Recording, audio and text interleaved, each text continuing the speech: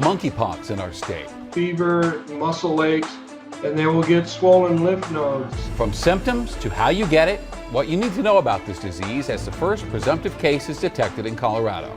Support for Uvalde. If they need any prayers, or if they just need our support silently, we just listen and we be with them. A Colorado woman travels hundreds of miles to help a grieving community heal. A hand tells a story. It was very heartwarming because it brought them together as a family, as a group, I think, for one last time. A Colorado nurse capturing a moment in time and giving a grieving family the treasure that will last forever. It's about taking care of the soul that's here, the soul that's hurting.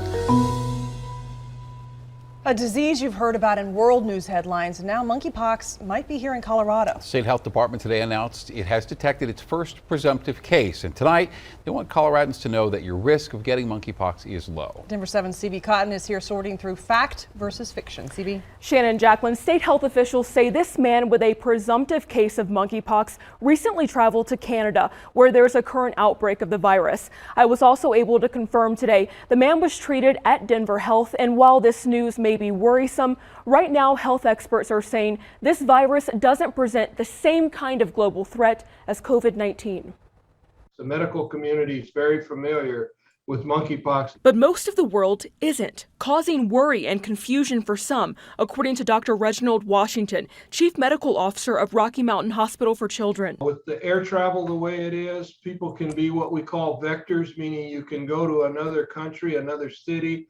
And since monkeypox is so contagious, I'm not at all surprised that in certain pockets of people who've been exposed, they're exposing other people. On Thursday, CDPHE saying Colorado's first presumptive positive case is a young man who recently traveled to Canada. Usually a person has common symptoms like fever, muscle aches, and they will get swollen lymph nodes somewhere on their body. And then about 4 to 7 days after exposure, they'll come down with a very specific rash, and that rash is what sets it apart from the other viral illnesses. Washington says those who are infected must isolate, citing the highly contagious monkeypox rash. When I say isolate, meaning no contact with anybody else, including bedclothes, sheets, and things like that, because that can pass it on if you're exposed to those materials. This week, the World Health Organization released targeted health advice, saying some cases have been identified in communities of gay or bisexual men. The notice emphasized monkeypox is not limited to these communities, and anyone can be infected by someone who has the virus. And it's probably not the sexual act that is doing that, it's the intimate skin-to-skin contact with someone who has lesions that is passing it along. Incidentally, there has been a woman diagnosed with this in another country, so it's not confined to just men.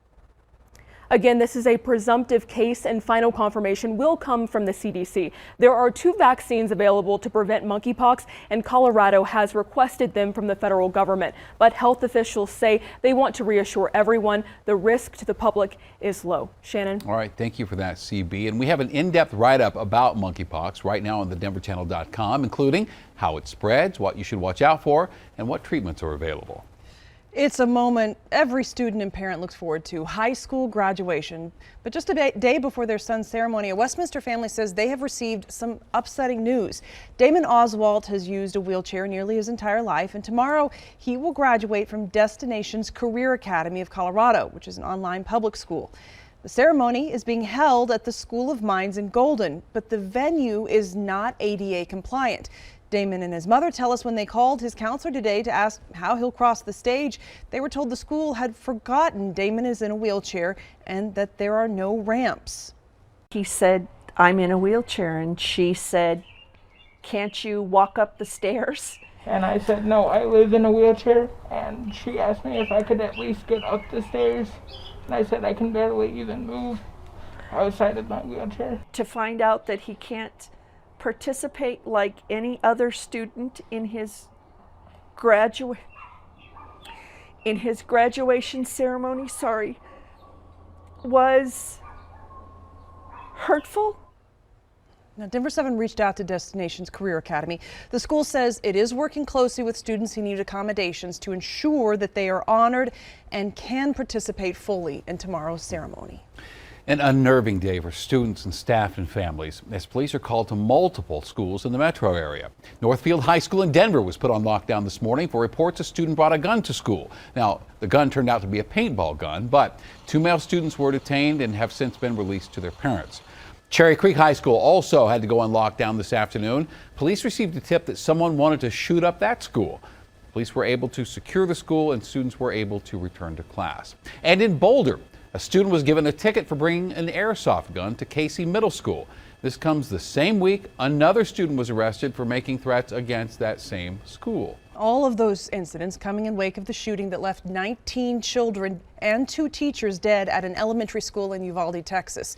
Today, authorities revealed the gunman was not confronted by a school police officer before entering Robb Elementary through an unlocked door.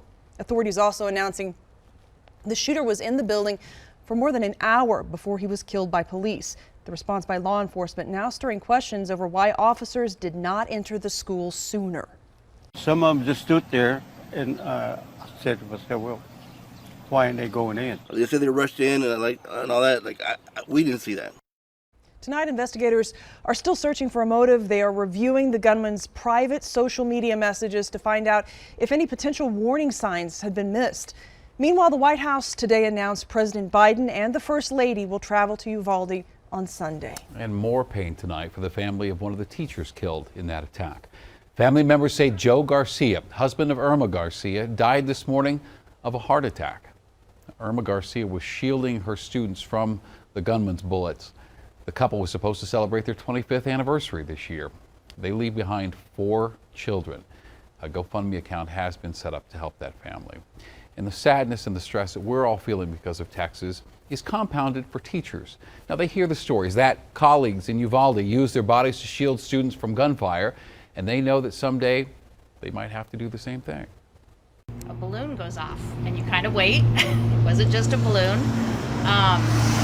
We had a transformer blow in the neighborhood a few weeks ago, and there's always that first instinct is a gunfire. Frankly, I've heard from so many of them that they're tired of having to bear that burden and that weight of thinking about what they would do if this happened in their school, their classroom. That's a lot. Mental Health Colorado is encouraging all teachers to address this stress, and please do seek help if you need it.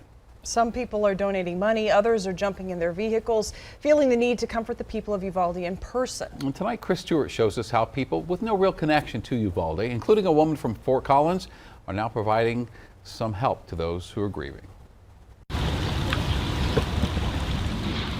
The crosses that now stand in the heart of Uvalde represent people that will be part of this community forever. If they need any prayers or if they just need our support silently, we just listen and we be with them. Bonnie Fear's organization, Lutheran Church Charities, brought these crosses to Uvalde's town square.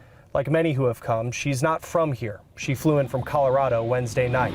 Each cross carries a name with a marker so people can leave a message. It could be for them to help express their grief.